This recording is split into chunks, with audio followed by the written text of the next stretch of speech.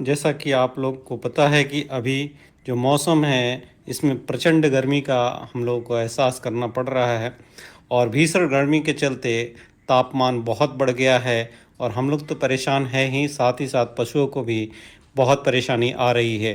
तो heat stroke एक या हीट स्ट्रेस कहिए, ये एक आजकल की कॉमन समस्या है। इस पे आज हम लोग डिटेल में चर्चा करेंगे। इसको कैसे पहचानेंगे आप कि ये जो प्रॉब्लम है ये हीट वेव के चलते है, जिसे लू लगना कहते हैं, वो है, या कोई दूसरा इन्फेक्शियस ओरिजिन का है जिसमें उसका बॉडी टेम्परेचर बढ़ा हुआ है, खाना पीना जानवर जो है वो छोड़ चुका है। तो हीट स्ट्रोक के क्या टिपिकल लक्षण होते हैं और किस तरह से इसे मैनेज करेंगे, इस बात की डिटेल चर्चा इस वीडियो के माध्यम से हम लोग आज करेंगे। अगर लू लगने की बात की जाए तो गायों की अपेक्षा भैंसों में हीट स्ट्रेस की समस्या ज़्यादा देखने को मिलती है, क्योंकि इनका जो सिस्टम है वो पूरी तरह से वैसा डेवलप नहीं है कि ये गर्मी को झेल सकें। साथ ही साथ छोटे बच्चे जो बछड़े हैं उनमें हीट स्ट्रोक होने की संभावना बहुत ज़्यादा रहती है। तो सिम्टम की अगर हम लोग बात करें तो फर्स्ट सिम्टम में अगर आप देखेंगे तो एनिमल जो है हीट स्ट्रेस को कंपनसेट करने के लिए पैंटिंग करना शुरू करता है, यानी कि हाँफना शुरू कर देता है और उसका रिस्पिरेशन रेट जो है वो बढ़ जाता है। साथ ही साथ उसका जो हार्ट रेट है वो भी बढ़ा मिलता है और वो सलाइवेट कर रहा होगा। तो इस तरह के अगर सिम्टम मिलते हैं, साथ में जब आप बॉडी टेम्परेचर लेते हैं तो उसका जब हीट स्ट्रेस रहता है तो बॉडी टेम्परेचर उसका 104, 103, 105 के पास आपको मिलता है। और आप जब उसे ट्रीट करते हैं एंटीपायरेटिक से या नसाइड से तो उसमें कोई भी लाभ नहीं मिलता है और जानवर जो है चारा खाना छोड़ देता है। बट गोबर भी अगर करता है तो स्कैंटी करता है, डिहाइड्रेटेड रहता है चूँकि, इसलिए थोड़ा थोड़ा करके हार्ड फीसेस उसका आता है। तो ये सारे लक्षण अगर आपको देखते हैं तो एक आपको टिपिकल हिस्ट्री लेनी चाहिए अगर हीट स्ट्रेस से दूसरे चीज़ों को डिफ्रेंशिएट करना है तो, कि वो पानी पी रहा है कि नहीं। अगर एनिमल में हीट स्ट्रेस होगा या लू लगा होगा तो उसकी शुरुआत दौर में जब वो स्टेबल रहता है, जब टेम्परेचर बॉडी टेम्परेचर 104 105 रहता है, उस समय उसको प्यास ज़्यादा लगता है। तो ऑनर आपको बताएगा कि पानी बहुत ज़्यादा पी रही है लेकिन चारा नहीं खा रही है, सुस्त रहती है, गोबर कम कर रही है। तो ये लक्षण आपको इंडिकेट करता है कि यहाँ पे ये जो केस है हीट स्ट्रेस का हो सकता है और फिर अकॉर्डिंगली आपको एग्जामिन करना चाहिए। अगर कोई पैरेक्सिया या टॉक्सीमिया होगा या किसी प्रोटोजोअल इन्फेक्शन होगा या कोई बैक्टीरियल इन्फेक्शन होगा तो उसमें भूख और प्यास दोनों एक साथ चला जाता है। तो अगर पानी बहुत ज़्यादा पी रही है और वो चारा नहीं खा रही है, सुस्ती है, तो आपको हीट स्ट्रेस के लिए उस केस को सस्पेक्ट करना चाहिए और अननेसेसरी दूसरी दवाओं का इस्तेमाल नहीं करना चाहिए। एक तो ये हो गया।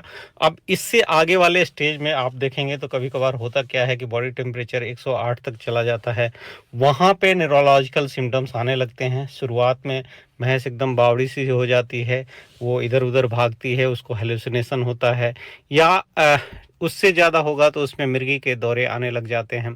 और जब मिर्गी के दौरे आते हैं तो उसका बॉडी टेम्परेचर और भी, जब बॉडी का मसल कंट्रैक्शन होता है तो हीट जनरेशन ज़्यादा होता है और बॉडी टेम्परेचर और भी शूट कर जाता है और जनरली उस स्टेज में जानवर जो है वो कोलैप्स कर जाता है। तो सीजर्स आना या मिर्गी के दौरे आना भी हीट स्ट्रोक का सीवियर वाला सिम्टम है, क्योंकि ब्लड में जो ग्लूकोज है वो ब्रेन को सफिशिएंट अमाउंट में उपलब्ध नहीं रहता है, तो ब्रेन में एडिमा होता है और अल्टीमेटली एनिमल जो है वो शॉक में जाता है या आप कर लीजिए कि सीजर्स में जाता है, न्यूरोलॉजिकल डेफिसिट में चला जाता है। तो न्यूरोलॉजिकल सिम्टम्स वहाँ पे आपको देखने को मिल सकते हैं। कुछ जानवर जो हैं सीजर के बाद, मिर्गी के दौरे के बाद कोमाटोज हो जाते हैं, लेटरल रिकम्बेंसी में चले जाते हैं, पड़े रहते हैं, एक्सटर्नल स्टिमुलाई को रिस्पॉन्ड नहीं करते हैं। तो ये सारी चीज़ें अगर आप देखेंगे और उनका बॉडी टेम्परेचर जो है वो हाई रहता है तो आपको यहाँ पे सस्पेक्ट करना चाहिए कि ये हीट स्ट्रोक है, इस एनिमल में लू लग गया है और उसको अकॉर्डिंगली हमें मैनेज करना है।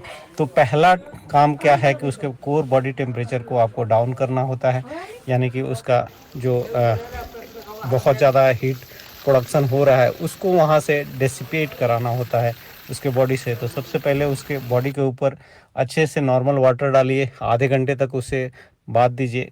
पानी जो है आप गर्दन के ऊपर या उसके थाई के बीच में या उसके लोअर एब्डोमेन में डालेंगे तो जल्दी हीट डिसिपेट होता है इन जगहों से, यहाँ ब्लड सप्लाई भी अच्छा रहता है।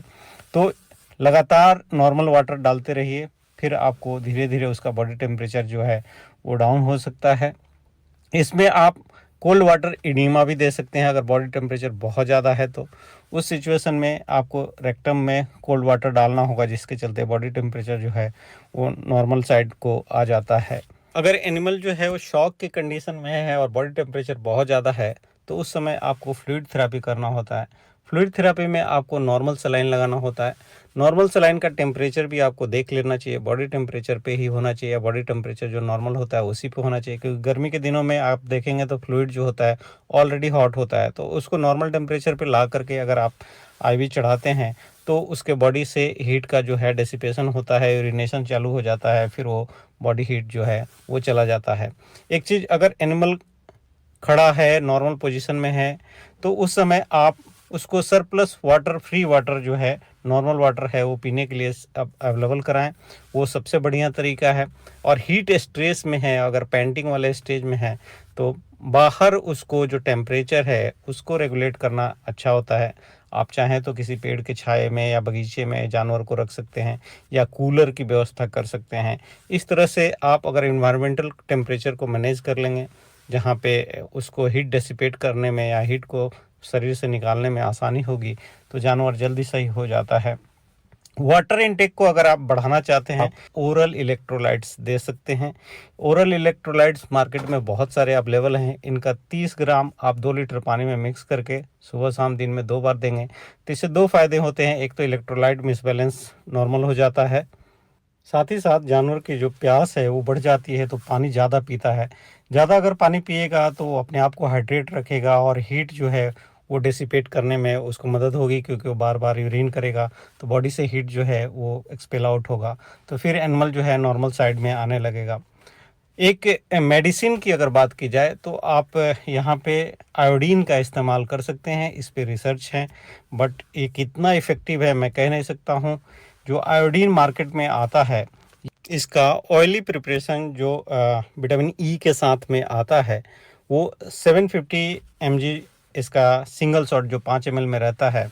आप ब्रिस्किट में सबक्यूटेनियस रूट से अगर हर 24 घंटे पे 3 शॉट लगाते हैं तो ऐसा माना जाता है कि आयोडीन टॉक्सिसिटी होती है, और जब आयोडीन लेवल बॉडी में ज़्यादा होता है तो इनडायरेक्ट एक तरह से ये थायराइड हार्मोन के रिलीज़ को कम कर देता है। यानी कि आयोडीन जब बढ़ता है तो उसकी टॉक्सिसिटी के चलते टीआरएच जिसे कहते हैं या टीएसएच कहते हैं, थायराइड स्टिमुलेटिंग हार्मोन कहते हैं, या थायराइड रिलीजिंग हार्मोन जो होता है हाइपोथैलेमस से आता है, पिट्यूटरी से आता है, उसका सिक्रीशन कम हो जाता है और अल्टीमेटली जो थायराइड के ग्लैंड की एक्टिविटी है वो कम हो जाती है, तो थायरोक्सिन कम बनता है।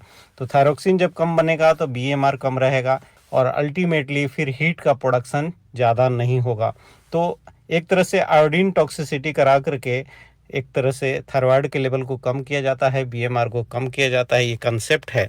बट ये कितना काम करता है आपको उस पर एनालाइज करना पड़ेगा। मैंने जो पढ़ा है उसमें 1-2 रिसर्च ही अवेलेबल हैं जो कहते हैं कि ये इफ़ेक्टिव है।